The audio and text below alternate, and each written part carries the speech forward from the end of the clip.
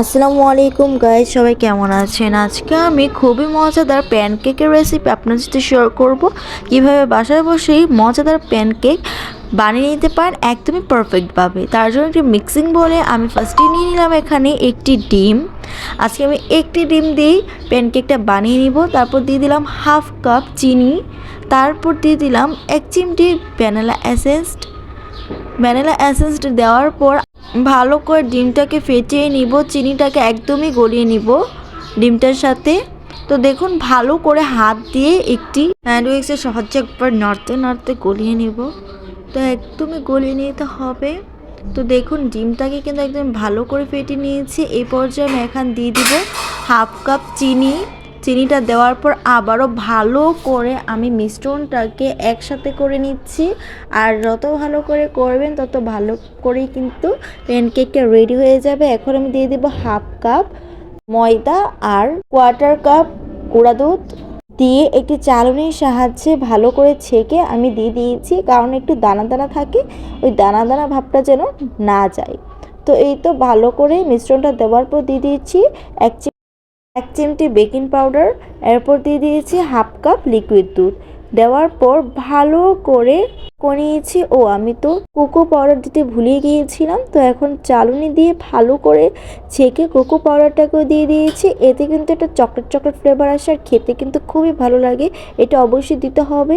তো এখন আমি ভালো করে সম্পূর্ণ মিশ্রণটি আবারও মিক্স করে নিচ্ছি। একদমই পারফেক্টভাবে মিক্স করতে হবে। যখন মিশ্রণটা এমন সুন্দর একটি লিকুইড ফর্মে চলে আসবে, তখনই কিন্তু পারফেক্ট একটি লিকুইড মিশ্রণ চলে আসবে।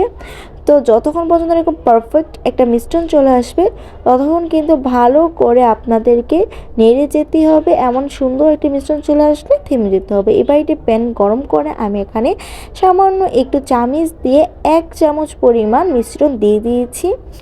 আর কিছুক্ষণ রাখার পর যখন উপরের শেপটা হয়ে আসবে দেখবেন, তখনই উল্টে দিবেন। আর উল্টানোর পর যে একটা ভালো রেজাল্ট পাবেন, এটা দেখলেই আপনারা বুঝতে পারবেন যে কতটা পারফেক্ট হয়েছে। তো উপরে যখন এরকম একটা পারফেক্ট বাবল ক্রিয়েট হবে, তখন বুঝতে পারবেন নিচ দিয়ে একদম পারফেক্টভাবে হয়ে গিয়েছে।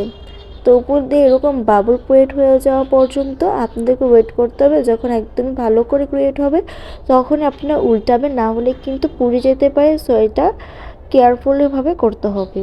তো দেখুন, উপর দিয়ে এরকম বাবল ক্রিয়েট হয়ে যাওয়ার পর উল্টানোর পর কতটা পারফেক্ট একটি কেকে পরিণত হয়ে যায়।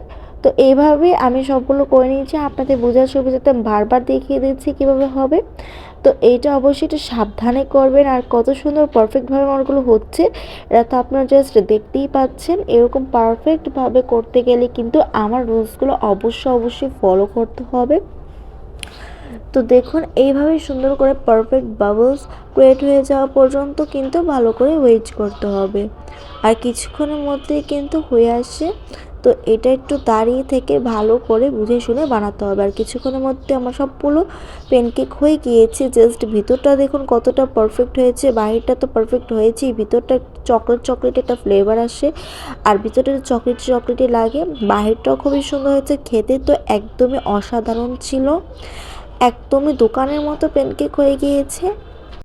জাস্ট আপনারা নিজেরাই দেখুন কতটা সফট হয়েছে আর কতটা ময়েস্ট হয়েছে।